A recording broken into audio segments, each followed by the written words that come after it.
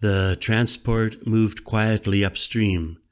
There was no sign of anyone out lurking around in the vague, moonlit darkness, and mostly there was no feeling at all in my body, except that my bones seemed to be vibrating with some charge, even though my emotions felt as cold as the cement brick I'd untied from Mahee's ankle.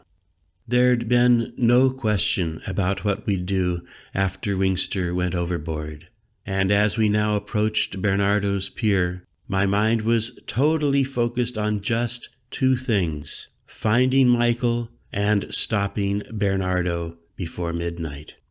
I had Nate's pistol stuck in my pocket.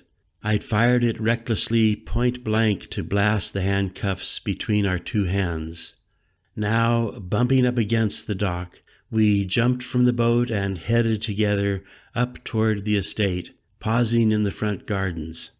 "Look," I said to Mahee, "you need to go find your dad. He's somewhere down here in the main house. I'll go up and put some bullets into the computers. That'll stop the broadcast. I'm in a no-calito mood. I've got this covered. It's best I do this alone." I didn't wait for any response. I felt on fire. I turned and went running fast but steady in my trusty hiking boots, around the house, along that same path I'd walked with Ursula just the day before.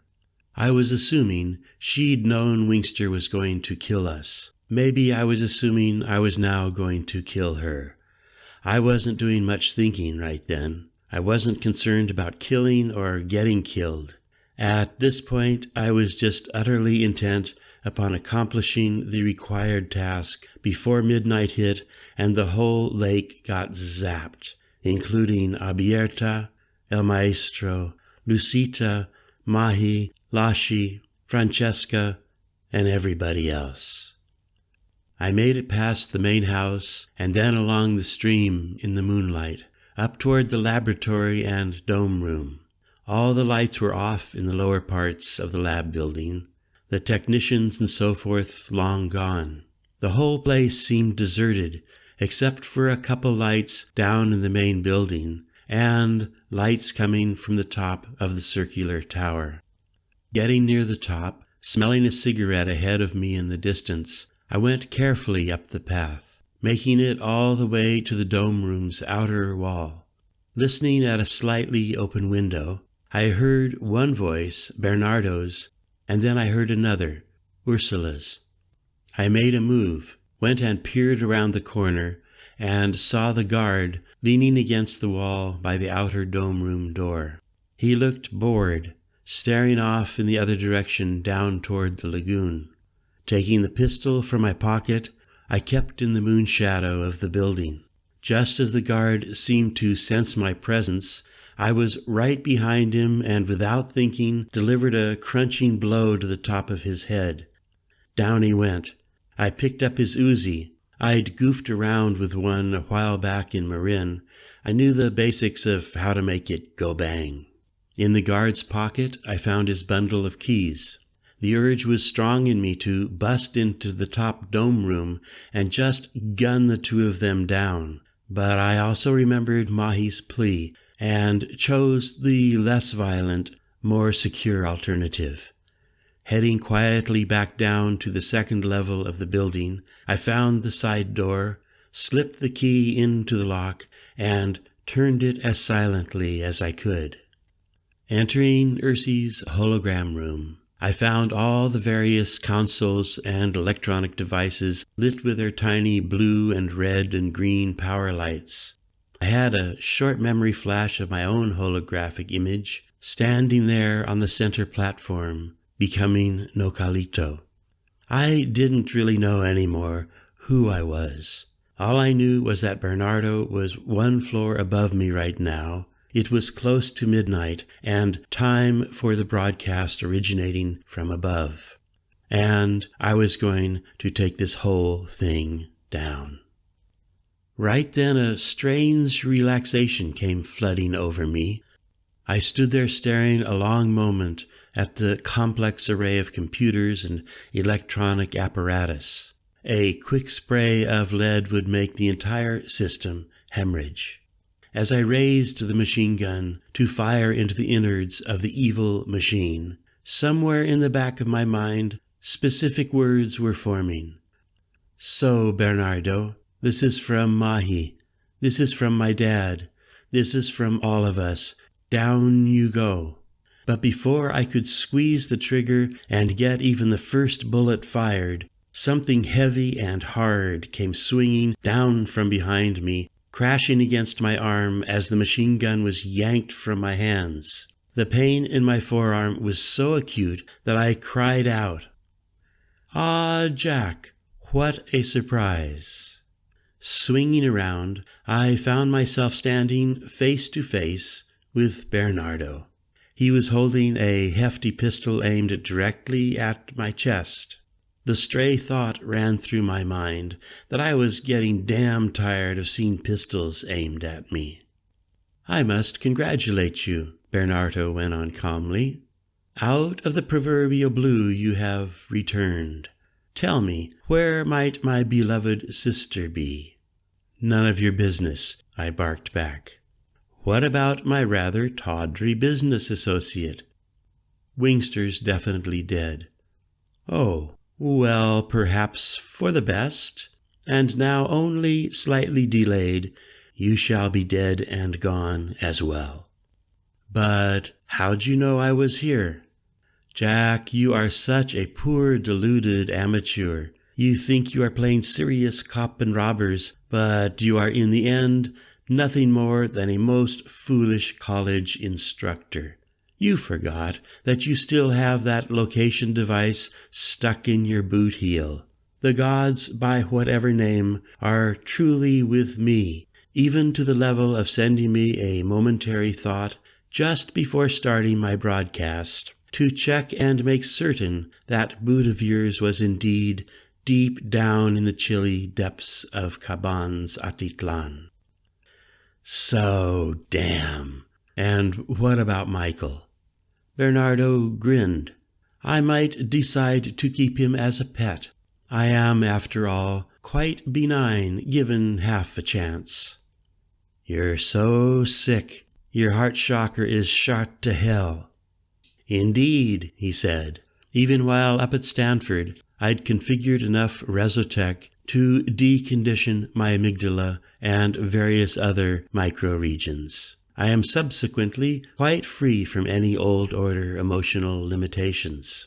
Rest assured, the world is in the very best of hands.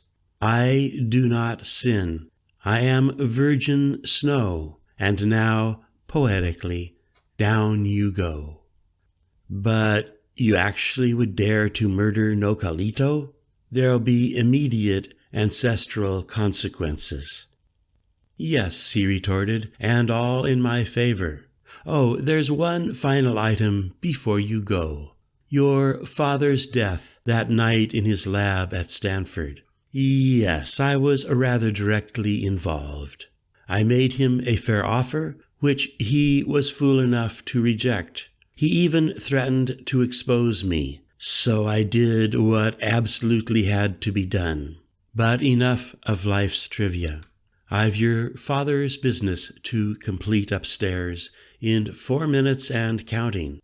Let's step outside so as not to bloody Ursi's rug. Adios, Nocalito." As he motioned with his pistol toward the door leading outside, he paused and cocked his head slightly to one side as if entertaining a new thought. My eyes, for no reason, became fixated on the multicolor glow of all those various electronic devices in the room. I looked back and saw that Bernardo was now grinning very strangely at me, and I noticed his expression shift again and become slightly bemused by some internal thought or feeling. "Oh?" he said, as if talking to himself rather than to me. He stood there a moment longer with the pistol still aimed at my chest. "Well now," he said, "this is indeed quite amusing. This is so very curious."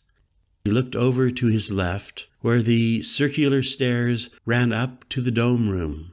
I looked over too, and saw Ursula standing there, quietly in the shadows, not moving at all, holding a cell phone in her left palm, concentrating on doing something with her right forefinger on the screen. "Ah, Ursie, there you are," Bernardo said. "I'm set to take Juan for a little walk outside under the starry skies. But now, I was just thinking something." "What was I thinking, Ursie?" "You were thinking," she responded quietly, "that you're not going to shoot this young man. You're going to hand him your pistol now." "Ah, yes, thank you for reminding me. Here, Jack, take it. I'm feeling more than slightly dizzy. Tingles running up and down my spine. Quite nice, actually." Ursie came walking toward us, still looking mostly down at her phone. "Yes, Berno," she said, "you are more than slightly dizzy. You're in fact feeling the same subtle feeling everyone around the lake might have started feeling in just a few moments. I've simply rewritten a bit of code," she told him. "And right now, Berno, God bless you. You're experiencing exactly the transformation you were wishing upon the lake. But of course, most people living around this lake are not like you, are they?" "Oh, like me?" he said. "No, perhaps not. I am so much more intelligent, so much more tuned into the larger vision of what must happen tonight." "What is going to happen tonight," she told him, looking up right into his eyes, "is as follows. We're going to leave here immediately by boat. We're going over to the hot springs, and on our way, I'm going to once and for all entirely remove all evidence of your tech machinations from the planet." "Oh, what? Remove all of this?" Bernardo asked. I spoke up. "Keep doing whatever you're doing, Ursie. I'm going to take care of the removal myself," head pounding with pain as I bent over to pick up the Uzi. "No," she said. "Please, Jacques. I couldn't stand that. I have a much more thorough plan. Trust me. I worked all of this out beforehand. Where is Mahee? I thought you two would be at the hot springs by now. And tell me, where's Nate?" "So you didn't know?" "Know what?" "Bernardo had us set for the bottom of the lake."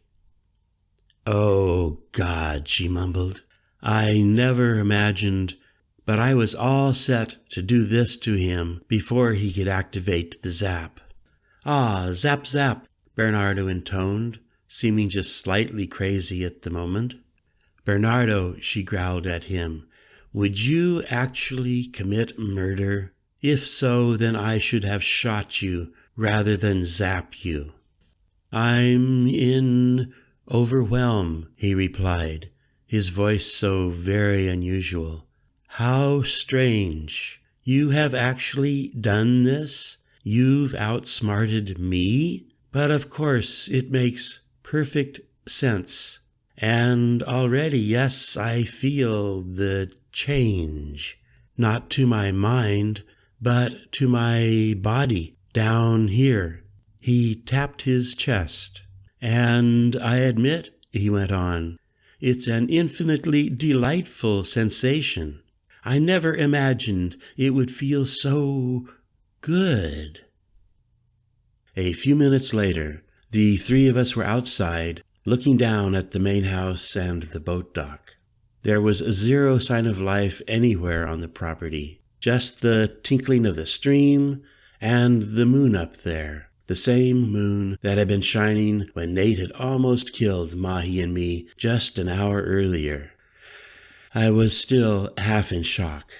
Ursie ordered Bernardo to drag the still unconscious guard way off into the woods. Mahee and El Maestro came hurrying up toward us on the path. "All's in order," Ursie said to them. There will be no broadcast, and I've treated Berno deeply with his own medicine. He shall now remain forever docile. Now we must leave here immediately." She hurried us down through the lush, deserted wasteland of the hacienda, and out onto the dock, then down into the speedboat. "Oh, there's one more thing to do," she said, and took off running back to the hacienda in those same tennis shoes she'd been wearing when she came up to the Hot Springs hacienda just yesterday morning. Meanwhile, the three of us sat mutely in the boat. A high outside lamp was vaguely illuminating our faces. Mahee slipped her hand into mine. The moon was again covered by clouds. Mahee glanced to Berno, and he looked right back into her eyes with a soft smile on his lips. She cocked her head, and then a slight smile touched her lips also. Just then we saw a short, bright flash somewhere up high in the buildings, accompanied almost instantly by a sharp, explosive crack. Then an echoing silence prevailed. Ursie came running back down to the boat, carrying a backpack. She jumped in and fired up the Chris-craft, and off we roared. The moon came out as we skimmed over the molten surface. The chocomil had finally entirely spent its wrath, and the lake was calming down for the night. The constant vibration of the engine and slight slapping of the waves against the hull filled my otherwise blank mind. Mahee was still holding my hand. Things were happening, and I wasn't in charge, and it was okay. Ursie cut the engine, way out at least a mile from shore. "So," I said to her, "that explosion, everything you created, it's now just gone forever?" "Of course not. I still have this," she said, patting her backpack. "Duplicate hard drives.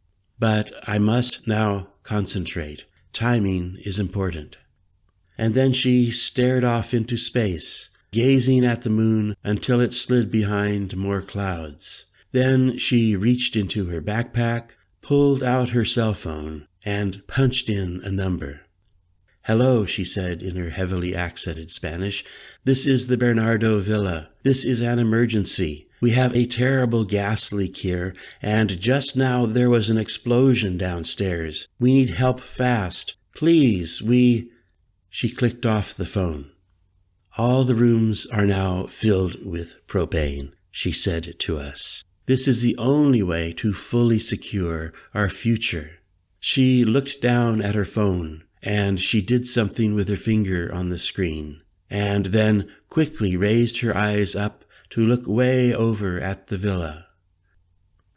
Kapow! In one instant, the entire building complex blew up like in a movie, lighting that whole part of the night sky. We just sat there staring, the violent attack of the sound still reverberating in our ears as if we'd been slapped. There are, of course, certain organizations and individuals, Ursie told us, especially the CIA, who might try to carry on. Now everything remaining of importance is gone from over there, and we are entirely free.